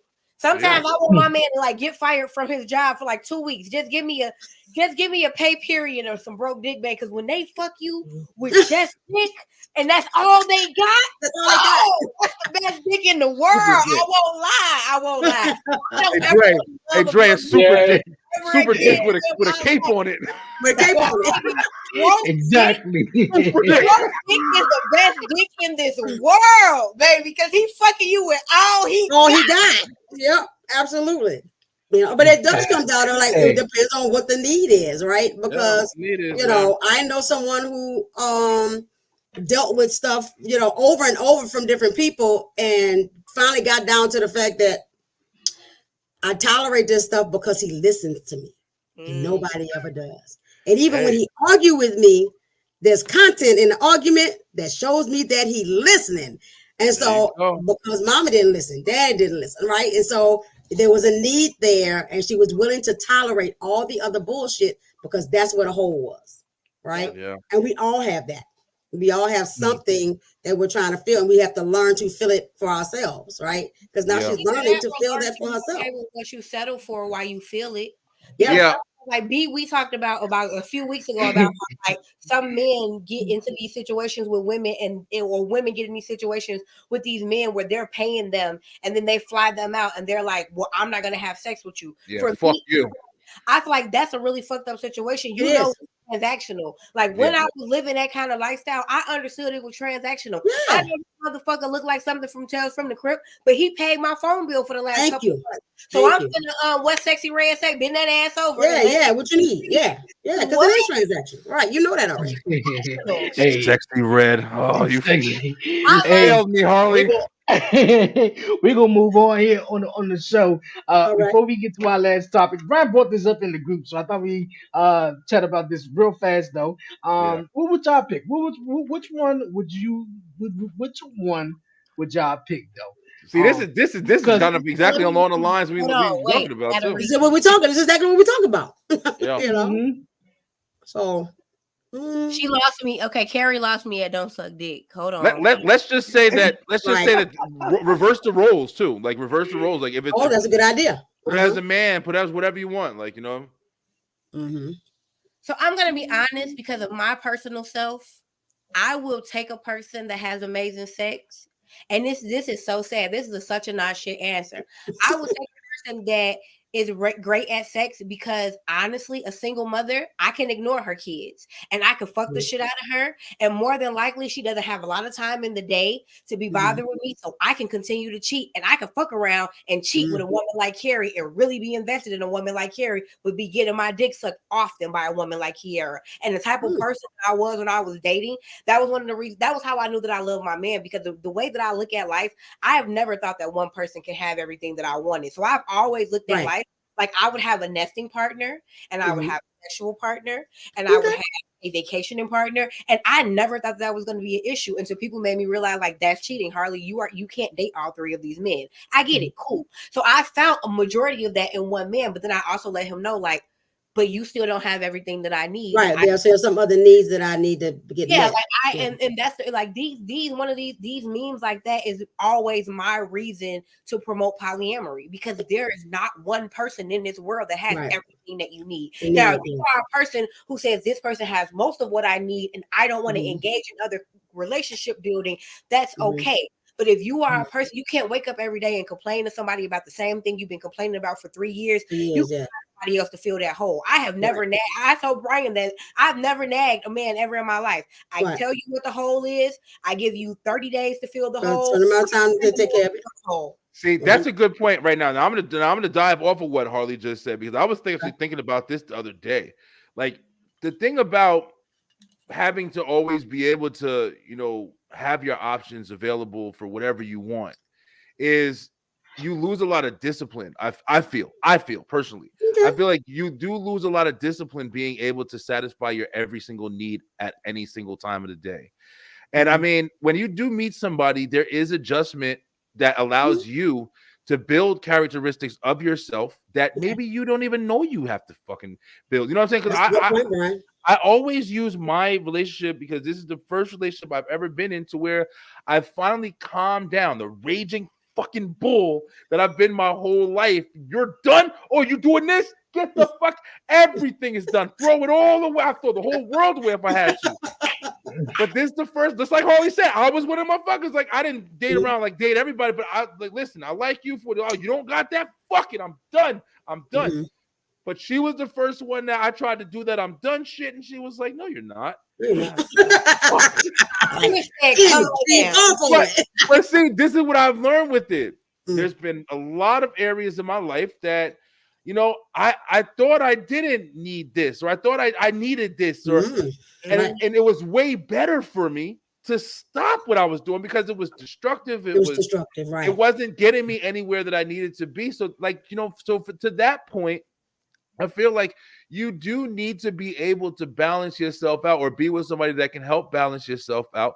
But you both, I said this shit a long time. I don't even know what show it was on, but you both have to make the conscious decision to say, I'm with you and you're with me, and that's what the fuck it is. Yep. We riding it out. Wedding rings or not. It doesn't have to be. Wedding is doesn't have to be. It just has to be a conscious decision that you flip that switch and say, we're together. Whatever the fuck goes down is what happened. Now, unless you do this, unless you do that. Because everybody got deal breakers. We here. That's where we at. Right. And that's where I'm at. Yeah, I'm and like you said, it's part of the growth process, right? Because your relationships help you grow. And so you don't know you're crazy pants until you realize you're like, wait a minute, I am a crazy pants. Let me give you one more real quick. I know it's a quick topic. Another thing that made me realize that, if you guys, I always say this shit, if you guys notice, like music and Pandora and Spotify and even Netflix and shit now, even fucking your computer, when you say, I want to get a dog, and the next fucking 15 pages is dogs. And everything is trying to formulate you by what you speak onto the world, like Harley was saying. I like gingerbread cookies or whatever, and you're sitting there like, now all you have is gingerbread cookies around you, offering you gingerbread cookie fucking places. But I also like chocolate chip cookies. But I just say that moment. But you also, here, Charmel, but you also don't know that you also like peanut butter cookies, because they ain't even. But you never had none. Environment no more. They tried it. And they're not even around you, because all you've been given is what you like and what you know. So there's not even the option. Like, music is the biggest one. I like fucking Mary J. Blige, Tyrese, and Genuine. Now everything is formulated to fucking R&B. I have no idea what a rock song is. I've never even heard it, because all my radio AI is giving me is rock, is R&B and shit like that. So now I have no idea how to discover what I like. You know what I'm saying? Like, it's a lot of shit, man. It's a lot of shit if you keep just being able to, gratify yourself and everything that you think that you need your gratification in. Well, I'm not arguing it. I'm saying if it works, I see what you're saying. I'm just saying, like, I do see where the holes are, where you can't discover the shit that you may not even understand what you need. You don't see what could be better for you or more beneficial. Absolutely. I had to find balance, but you're right, Ryan, because I had to find balance in consistently gratifying myself. Yeah, because I was in a place where I knew that the world would open up to me, because like I said, I woke up one day and looked in the mirror and was like, oh, you got pretty privilege. The world works with you. People will give you what you want. There is a man in this world that will pay every bill that you got, knowing that you lay next to some other man every night. It won't touch you. Right. There was a time in my life where there were men who paid me for the idea of possibly sleeping with me. And Wow. I was so drunk with that power that Yeah. I didn't have to pull back and discipline myself. And I think that's the beautiful thing about the relationship that I'm in right now, is that even though I still gratify myself in certain ways, I am still very disciplined by the confines of our hierarchical monogamous relationship. Because even though we are polyamorous, we are the first. You are your primary. Yeah. If he meets a woman that he really wants to have sex with, but I don't like her, he will not. And that is him exercising discipline. Yeah. And that's the same with me. Like, I met a girl, she was beautiful, y'all. She was beautiful. And he was like, I get a bad vibe off of her, babe. And I walked away from her. And I told y'all, she was beautiful. Yeah, you got your own structure. Everybody got their own shit, bro. There's not no one type of rule to work for everybody. We figured that out in life right now. Right. But it's just, you do need some kind of balance to understand that you can't just be willy-nilly fucking wilding out here and just thinking everything is going to be free living, van life and shit. And it's learning, like, you know, You got it. as much as I believe in polyamory, you know, I counsel them, like, all the things, right, and all that. And I wouldn't say that I wouldn't be polyamorous, right? But like you said, because I do recognize also that we do get our needs met in different ways by different people, right? And so my boyfriend takes care of lots of needs, but there's some areas where he can't, you know, and so I get that from my best friend, right? You know, I know if I call him, he gonna be logical, and sometimes I just need to, like, ugly cry. He'll let me ugly cry, but he gonna respond to it different, right?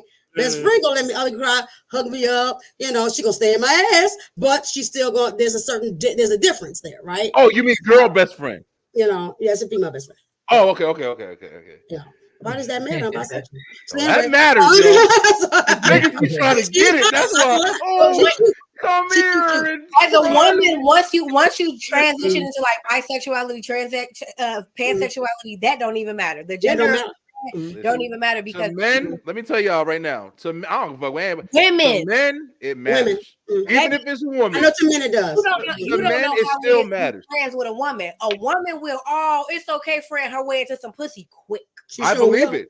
But what I'm saying is, whether men or women that you're going to have the shoulder to cry on, niggas care. If they care about you, they definitely care. Yeah. Nobody wants. I'm speaking as a man. There's no man who really cares about his woman, whether it be territorial, whether it be whatever you want to call it, whatever it is, whether it be love, honest. Yeah. I think that's how y'all built. That's just how y'all built. You want your property.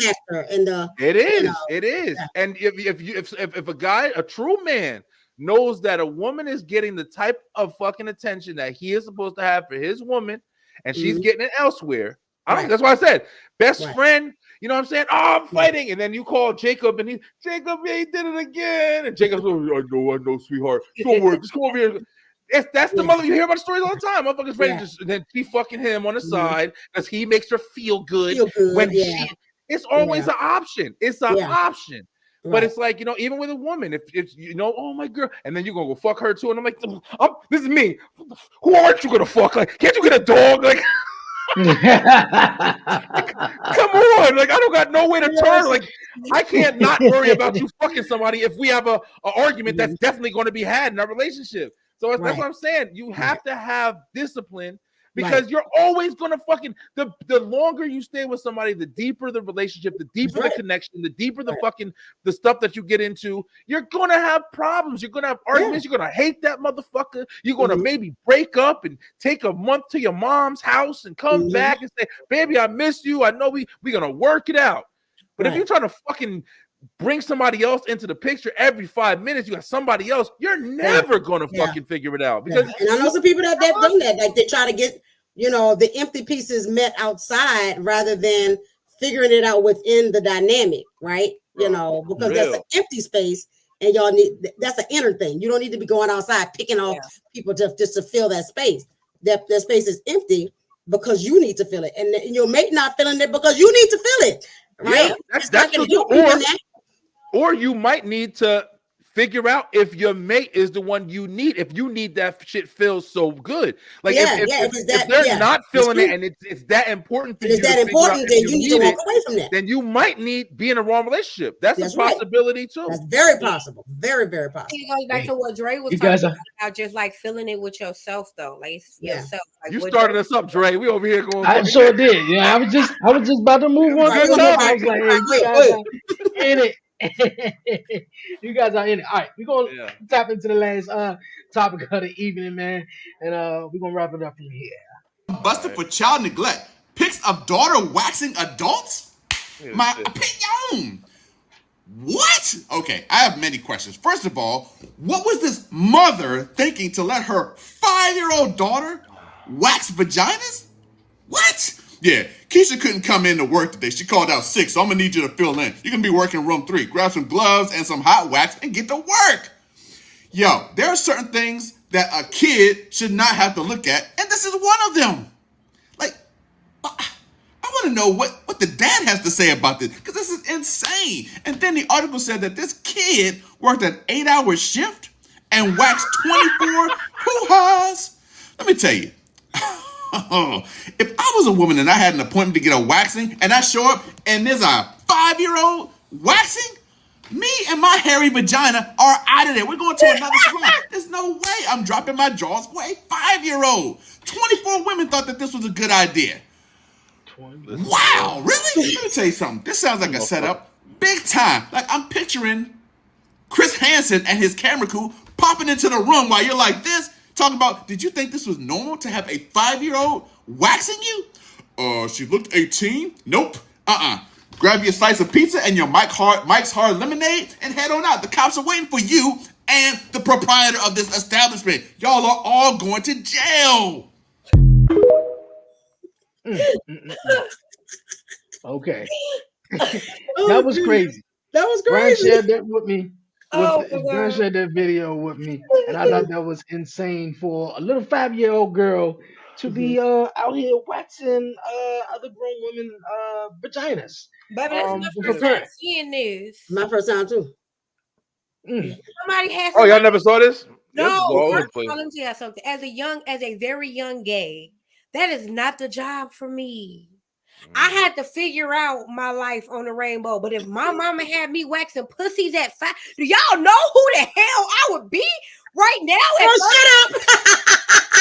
Had pussy in my face at 5? That's what I'm saying. I was one of the first things I said. She gonna grow up eating the box. You hear me? Let me tell you something. I already had the frizzles from Miss Frizzle at a very young age, so I knew it was wrong. My mama had vagina in my face at 5.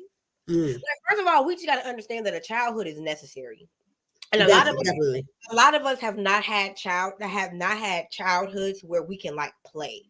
Like, that's right.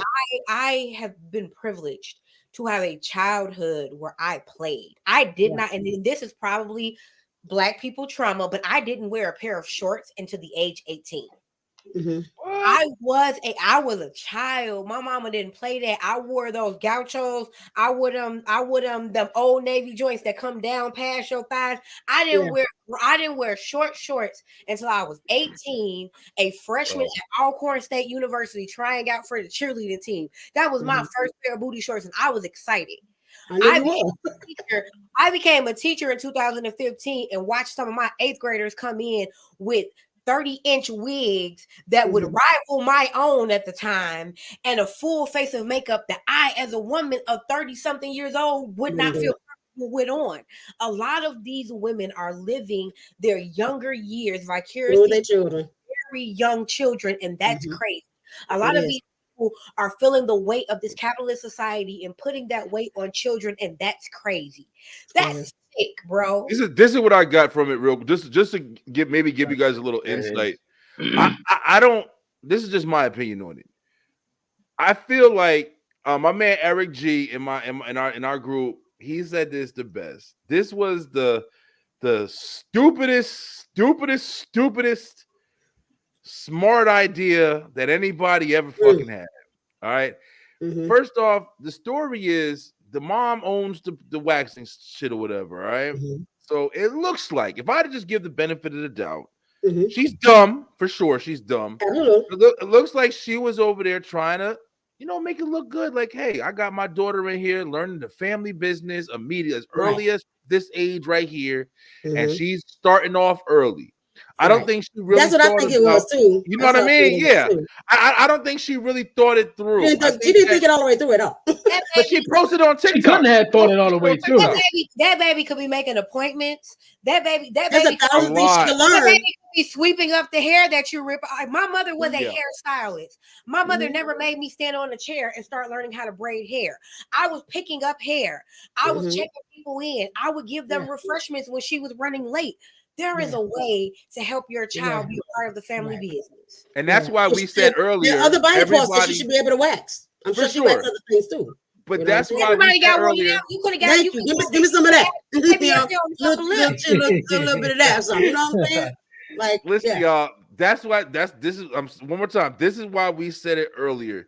That everybody is different. People, personalities, and mental capabilities, and motherfuckers. It's not always. What the fuck is the word? Like menacing, or it's not always Malicious, like evil and shit. Yeah. Malicious. That's what we're looking for. Yeah. It's not always malicious intent behind these situations. Like sometimes motherfuckers just ain't. They just wrapped ain't screwed too man. tight. Yeah, it's just They that's don't what go all it the way is. up to the top floor. I think that I think she was trying to trying to make it look like we got a family business. Look at my daughter. She could do this too. We starting her. And she didn't think about what that exactly. shit. And she got her baby in there looking at gross gray vaginas all damn day. Shut up. And then Wax, she looked monstrous. She might have had some nice vaginas in there. You don't know. It could be. But that poor But she shouldn't have to look at none of them. Nah, man. That was a stupid decision by that mom. Yeah. And unfortunately, she's gonna pay for it. You know what I'm saying? She absolutely is. Unfortunately, gonna pay I'm for it. pretty sure somebody called CPS. Oh yes, no, Oh, she got locked up. She's locked up now. And unfortunately, every vagina she waxed counts as a count against child negligence. It was, and it was something else. It was like because I'm pretty sure it was some kind of like child labor enforcement or something like that. Well, that too. Yeah. I mean, she made a bad decision, man. And I kind of in this situation, I'm not gonna lie. Like, there's a part of me that's a little sympathy that I usually don't have on mostly cases. Yeah. I'm like, I really think that she was trying to. Yeah, she had good intent, I think, but she just really did something stupid, and it's that easy to fuck up. Not fucking trying to get likes on everything in the fucking planet, bro. Mother was, because I know people don't want to say that this matters, but it does. And do we know how mother was? Because a lot of kids are being born and not being raised because of the age that their mother had them. Like my first 3 siblings were just born. Yeah, the last 3 of us were raised because my mother had the first 3 under 30. Right. Yeah. So this woman was old enough to go and get her own business, but we were raised. Yeah, because she went and got her own business. I mean, she had to have some kind of sense. I mean, she got her own waxing business. It was in a fucking establishment. So I don't know, man. I don't know too much about like all her history and stuff like that. But the only thing I know is that she picked up her phone and took pictures of her daughter, the little daughter with the fucking lady's leg, the lady too, legs up in the air. Yeah. And it's just horrible. Horrible ain't the word. She gonna be seeing gonna be seeing a whole lot of pussy in her nightmares. She definitely is. I don't want nobody to be fast talking because, like, when I'm in the wax, me and my wax lady talk about some of the most intimate shit. Thank you. I wouldn't want nobody's baby down there because we talk the way we talk to our wax lady. Like, I don't even want the baby in a room for some of these conversations. Right. Stupid decision. Yeah, really stupid decision, man. But also great episode here again on Beyond the 1130, man. For real. Like, all right. I don't know what's up with that one though. All right, man. Great show once again. We're gonna go around the room. Brian, Harley, and Chanel, once again, thank you for coming through here on Beyond the 1130, episode 6. We got 2 more episodes to go to wrap up the season, episode 7 and 8.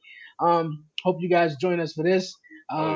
Whoever want to go first, let the people know where they can catch you at, follow you at, and check you out. Listen, man, I definitely want to just say this real quick. We started this show off talking about some real shit, man. I mean, we've been talking about real shit the whole time, but just listen, man. If I'm not a doomsday prepper or none of that shit, whatever, but honestly, I really would recommend everybody just pay attention, yo. I tell my kids that all the time. Pay attention. I almost hit this guy coming out of Walmart today. My son in the car with me. I pulled the fuck out the parking spot. My whole car out of the parking spot. And this motherfucker just walking back of the car while I'm still backing. I mean, literally. You know, sometimes you don't see the car backing up and he's almost out. But your I ass was was out. out. Yeah. And him and his son walking with his earphones in his ear. Pay attention, man. That shit could have been, even if I went to jail and everything happened to me bad, I'm like, oh, crying. I still would have murdered him and his son if I didn't pay attention and look around and shit. And I perfect opportunity to teach my son. But there's a lot going on in the world right now. Please pay attention to your kids. Please pay attention to your families and really start questioning. Really start questioning what's important for you. What's important for you, not nobody else, not society. What the fuck is important for you? Because I think we're coming to a different age and things are going to be a lot different in these next 5 years. I firmly believe that shit. I think so too. I agree. Yeah. I don't have anything new other than coming up the pipeline that I didn't mention already. I will say this though, along the lines of what Brian said, like we need to start becoming more efficient. One of the people that were in the comments earlier talking about how dumb we've become because of how smart all of this is. We need to learn some things. If you and your children don't know how to make a fire without having to strike that stove, if you don't know how to create warmth for your family, if you don't know how to create some form of shelter, this might sound corny as fuck. If you don't know how to pitch a tent, to this where you need to live in it. Everybody's phone that had a specific carrier today was not able to communicate. You need to know other forms of communication. You need to know other forms of survival other than digital forms of survival. And you need to check your energy. Because what I'm realizing right now, 5 years, it's not even going to be about the sufficiency of what you can do outside of your body, and it's going to be about the energy that you emote. Because I feel like a lot of us are about to be inside of our homes. I tell people all the time, we are in the hallway of our Jetsons era, and we are about to be and in our homes. And if you are in your home, but this is a horrible place, you are going to go crazy. That's a big thing. That is a big thing for sure. Get your shit together here, and if you want to do that, follow Auntie Harley because I tell you how to do it. Come on, I tell you how to do it. You know what I'm saying? That's definitely a big because eventually you're gonna be left alone with yourself. And if this is a lonely this place, is a chaotic place, yeah. And I'm gonna have to second and third that, you know, and say the same, right? Because your mental, emotional wellness is at stake, and those things, if not functioning well, you will die. You will die. I'm telling you, you will die. And so, you know, I agree with Brian. Like, why be aware? I think we should be aware, not to the level of your detriment. To like I said, not paranoia. That shit going on in the world, right? And y'all know I get on here and I'm like, I don't know what happened, you know, because I'm focusing in my area, right? If it's something that I have control over, I'm gonna work it. You know, I can't help the systems. I can't break the systems, but I can help one person at a time sitting in front of this computer, right? And so I'm a grassroots it, right? Because that's who I care about is the people, right? Yeah. And so I encourage everybody, you know, empower yourself with knowledge and knowledge of self, and you got to get in here. You got to get in here. All the holes we've been talking about, all this whole, like there are holes that are missing in your heart, in your spirit here, you know, and stuff. Hit Harley up. Hit me up, you know. First, me being a real therapist, I tell people I'm not licensed. Yeah, but that don't mean you ain't knowledgeable. Yeah, I'm gonna make you cry. I'll be real. I'll be dead ass with you. I'm a listener.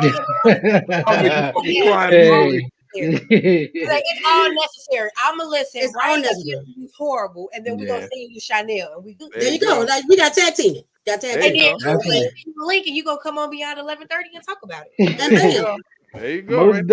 Most definitely. Knowledge is definitely power, though. So you gotta figure out something else, because when shit does hit the fan, you want to be prepared and don't want to be looking like lump. So yeah, I like that. Another great episode once again. Thank everyone for tuning in here on Beyond 11:30. Back next Thursday. This time, y'all. It's all Hey, right. no Look, problem. No, we no, you in good. here just fine. Yeah, We in here just fine. just We was fine. talking mad shit today. It was good. It was really I good. know Really it good was, man. I was like, man, Hold on, let me Uh, get in there. Hold on.